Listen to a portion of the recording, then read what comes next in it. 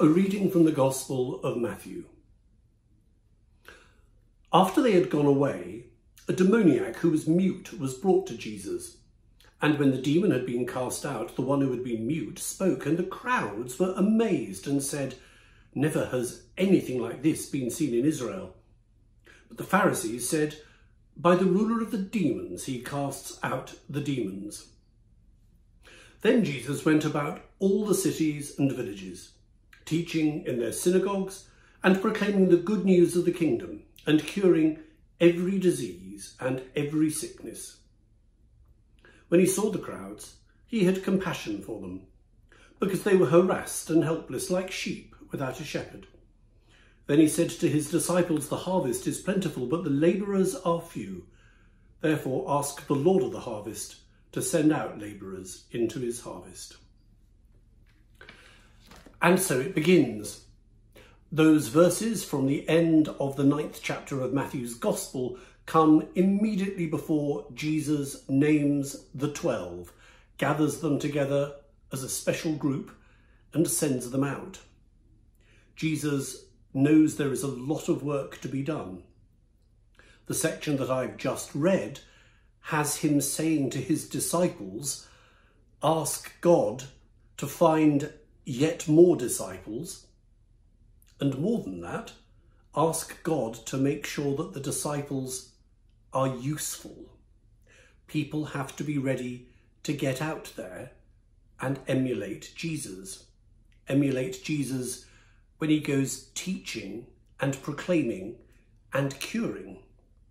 He does it. He sends the 12 out to do it. He tells his followers to pray for others to go and do it, because the task is an enormous task, because people are harassed, helpless.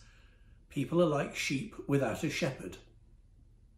And I do wonder what's changed, if anything, because I think people are still, in no small part, harassed and helpless. And they are so on the back of division.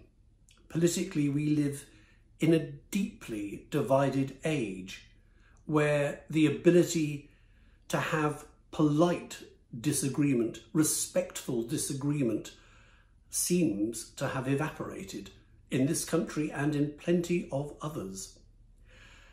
And Jesus is seeing division firsthand. The Pharisees are saying that he does the miracles that he does only essentially by being satanic, by being devilish.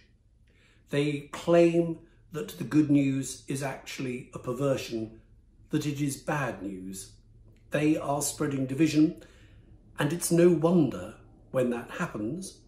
It's no wonder when people who are in authority, governance, people who hold trustworthy positions, if they can't be trusted, then who can be?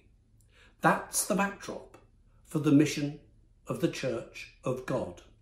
That's what we have just seen Jesus model, and then he tells those who follow him to pray that others will go and do the same. He sends out the 12, and he sends us out in Chicago, here in the summer of 2020, this most extraordinary of years. There's plenty of confusion. There's plenty of harassment. There is plenty of people feeling helpless. That means there's an awful lot of room for good news and for people to proclaim it and to teach it. And that in itself will be curative. We just heard about what Jesus got up to. Let's see if you and I are brave enough to try and emulate him. Amen.